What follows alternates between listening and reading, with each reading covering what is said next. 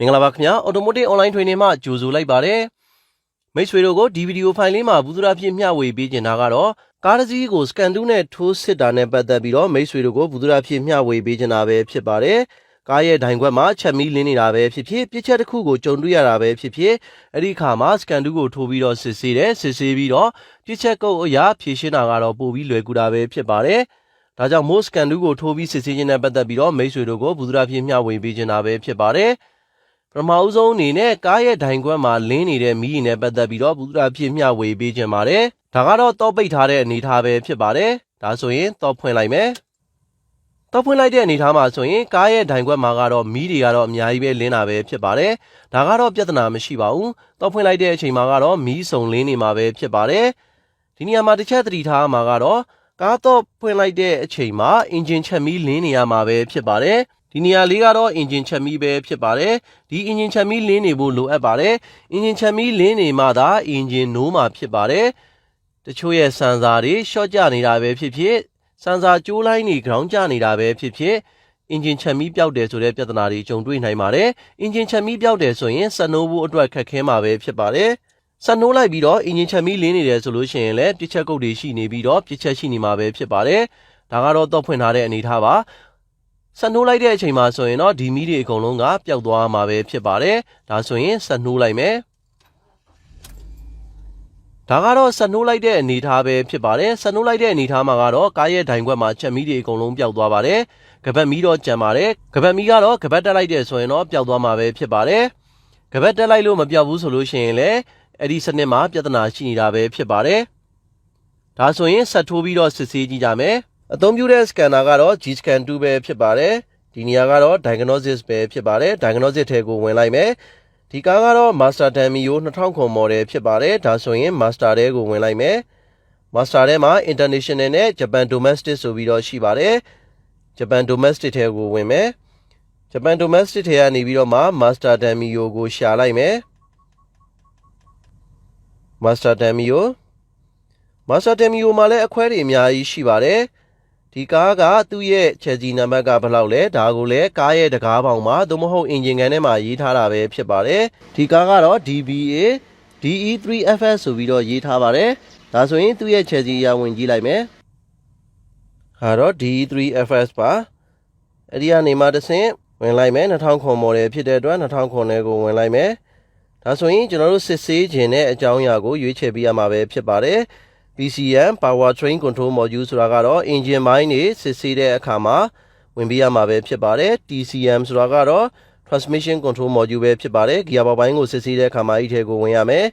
ABS Anti-lock brake system တွေကိုစစ်ဆေးခြင်းတဲ့အပိုင်းတွေကိုဝင်ပေးရမှာပဲဖြစ်ပါတယ်ဒါကတော့ကျွန်တော်တို့အများဆုံးစစ်ဆေးတဲ့ engine တွေကိုဝင်ကြည့်လိုက်မယ် engine နဲ့ပတ်သက်တဲ့ပြစ်ချက်တွေကိုဝင်ကြည့်လိုက်မယ်လုံတင်ခဏဆောင်ပေးရမှာပဲဖြစ်ပါတယ်ဒီနေရာမှာကတော့ DDC analysis ရှိမယ် data analysis ရှိမယ် flight record review ဆိုတာရှိမယ် ECU information display ဆိုပြီးတော့ရှိပါတယ်ကျွန်တော်တို့အများဆုံးကြည့်တာကတော့ DDC ကုတ်ရဲ့ပြီးရင် data analysis ဆိုပြီးတော့ကြည့်ပါတယ် DDC ကုတ်ဆိုတာကတော့ပြစ်ချက်ကုတ်ကိုဒီနေရာမှာဖတ်တာပဲဖြစ်ပါတယ် data list ဆိုတာကတော့ data analysis ဆိုတာကတော့ data အချက်လက်တွေကိုဖတ်တာပဲဖြစ်ပါတယ်ဒါကလည်းကားပြင်တဲ့အခါမှာအရင်အရေးကြီးပါတယ်ဒါဆိုရင်ပထမဆုံး DDC ကိုဖတ်ကြည့်လိုက်မယ်ပြစ်ချက်ကုတ်အနေနဲ့ကတော့ဘာမှမတွေ့ရပါဘူးတကယ်လို့ကားအနေနဲ့ပြစ်ချက်တစ်စုံတရာရှိနေတယ်အင်ဂျင်ဘိုင်းမှာပြစ်ချက်တစ်စုံတရာရှိနေတယ်သို့မဟုတ်ဂီယာဘိုင်းမှာပြစ်ချက်တစ်စုံတရာရှိနေတယ်ဆိုရင်တော့ဒီနေရာမှာပြစ်ချက်ကုတ်ကိုပြပေးမှာပဲဖြစ်ပါတယ်စန်ဆာတစ်ခုခုပြစ်ချက်ရှိနေတာပဲဖြစ်ဖြစ်ဆိုလိုနိုက်တစ်ခုခုပြစ်ချက်ရှိနေတာပဲဖြစ်ဖြစ်ဒါမှမဟုတ်ရင် ECU ပြစ်ချက်ရှိနေတာပဲဖြစ်ဖြစ်အဲ့ဒီနေရာလေးမှာပေါ်ပြပေးမှာပဲဖြစ်ပါတယ်ဒါကြောင့်မို့ကျွန်တော်တို့ကအင်ဂျင်ချက်မီးလင်းတဲ့အခါမှာဆက်ထိုးပြီးတော့စစ်ဆေးမယ်စစ်ဆေးပြီးတော့မှပြစ်ချက်ကုတ်အရာကိုအရင်ဆုံးဖြည့်ရှင်းသင့်တာပဲဖြစ်ပါတယ်အဲ့ဒီပြစ်ချက်ကုတ်နဲ့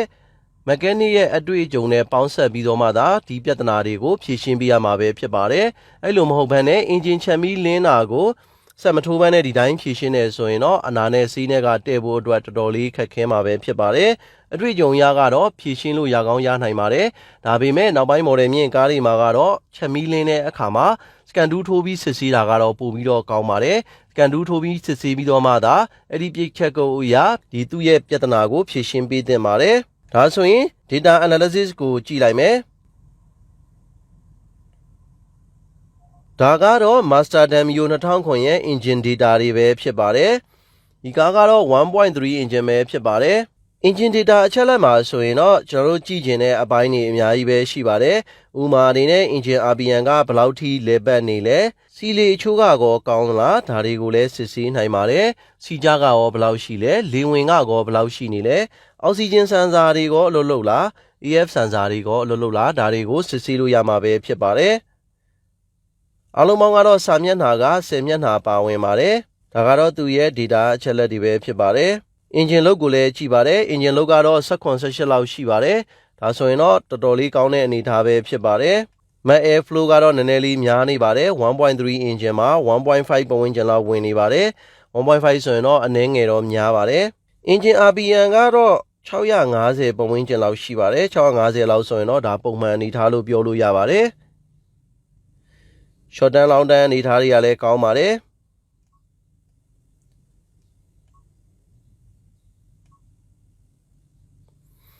အားလုံးပေါင်းစာမျက်နှာက10မျက်နှာပါဝင်တာပဲဖြစ်ပါတယ်ဒါကတော့ engine data တွေပဲဖြစ်ပါတယ် engine data ပြီးသွားတဲ့အခါမှာကျွန်တော်တို့တခြားသော data တွေကိုဝင်ပြီးတော့ကြည့်ရအောင်ဒါဆိုရင်ကျွန်တော်တို့ back ထွက်လိုက်မယ် gear box ထဲကိုဝင်ကြည့်လိုက်မယ် gear box ထဲကိုတော့ဝင်လို့မရပါဘူးဒါကတော့ပြစ်ချက်တစ်ခုအနေနဲ့တော့ဆိုလို့မရပါဘူးဘာကြောင့်လဲဆိုတော့တချို့ရဲ့ကားတွေမှာက drive train လို့ခေါ်တဲ့ engine နဲ့ gear ကို ECU တစ်ခုတည်းနဲ့ထိန်းချုပ်တယ်ထိန်းချုပ်တဲ့အခါမှာ engine ထဲကနေပြီးတော့ gear box ကိုလည်းဖက်လို့ရတယ်ဒါကြောင့်မို့သူကတီးတန့် gear box အတွက်ကိုဖက်လို့ရမှာမဟုတ်ပါဘူးဒီလိုအနေထားမျိုးမှာဆိုလို့ရှိရင်တော့ gear box ထဲကိုဝင်လို့ရမှာမဟုတ်ပါဘူးဒါကြောင့်မို့ gear box ထဲကိုပေးမဝင်တာပဲဖြစ်ပါတယ်ဒါဆိုရင် ABS ဘိုင်းကိုစစ်ဆေးကြည့်ကြရအောင်Honda ကားတွေမှာဆိုရင်တော့ ABS ရဲ့ VSC ရဲ့ဆိုပြီးတော့နှစ်ခုရှိပါတယ် Mazda တို့ Toyota တို့ကတော့ပုံမှန်အတိုင်းပါပဲ ABS ထဲကိုတန်းဝင်လိုက်မယ်ဝင်လိုက်တဲ့အခါမှာ DDC analysis data analysis ဆိုပြီးတော့ရှိပါတယ်ဒါဆိုရင် DDC ကိုဖတ်ကြည့်လိုက်မယ်ဒီနေရာမှာလဲ no DDC ပဲဖြစ်ပါတယ်ပြစ်ချက်ကုတ်ကတော့မရှိပါဘူးဒါဆိုရင် back ထွက်လိုက်မယ် data ကိုစစ်ကြည့်လိုက်မယ် ABS စနစ်မှာဆိုရင်လည်းစစ်ဆေးလို့ရတာတွေကအများကြီးပဲရှိပါတယ်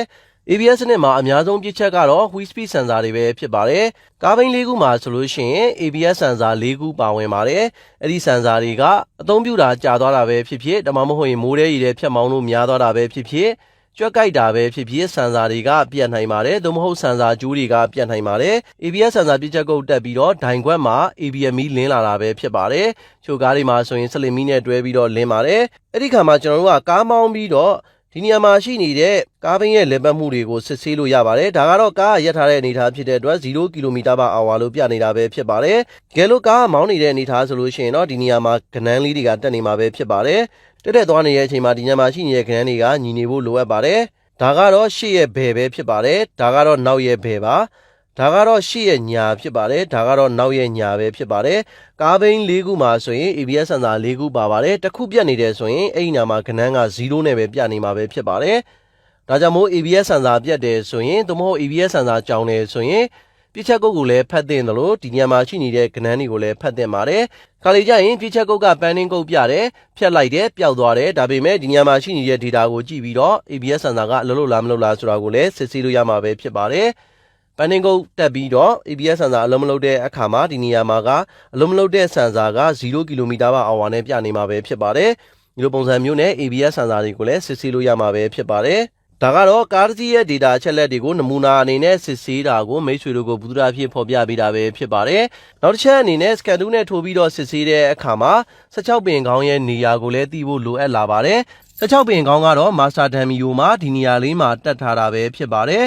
တခြားသောကားတွေမှာဆိုရင်လည်းဒီ steering အုံရဲ့ပတ်ချာလဲမှာတက်ဆင်ထားတာပဲဖြစ်ပါတယ် steering အုံရဲ့ပတ်ချာလဲမှာဆိုရင်တော့အများဆုံးဒီနေရာပတ်ဝန်းကျင်မှာတက်ဆင်ထားတာပဲဖြစ်ပါတယ်ချို့ရဲ့ကားတွေမှာဆိုရင်တော့ဒီ brake pedal နားမှာတက်ဆင်ထားတာလည်းရှိပါတယ်ဒီပတ်ချာလဲမှာပဲ16ပင်ခေါင်းကိုတက်ဆင်ထားပါတယ်အဲ့ဒီ16ပင်ခေါင်းမှာဆက်ထိုးမယ်ဆက်ထိုးပြီးတော့လိုချင်တဲ့အချက်လက်တွေကိုစစ်ဆေးရမှာပဲဖြစ်ပါတယ်မိတ်ဆွေတို့ကိုဒီဗီဒီယိုဖိုင်လေးမှာဘူးသရာဖြစ်မျှဝေပေးခဲ့တာကတော့ကားတစ်စီးကို scan tool နဲ့ထိုးစစ်ခြင်းနဲ့ပတ်သက်ပြီးတော့မိတ်ဆွေတို့ကိုဘူးသရာဖြစ်မျှဝေပေးခဲ့တာပဲဖြစ်ပါတယ်ကျွန်တော်ရဲ့ဗီဒီယိုဖိုင်လေးကိုအဆုံးထိကြည့်ရှုပေးတဲ့အတွက်ကျေးဇူးအများကြီးတင်ပါတယ်ခင်ဗျာ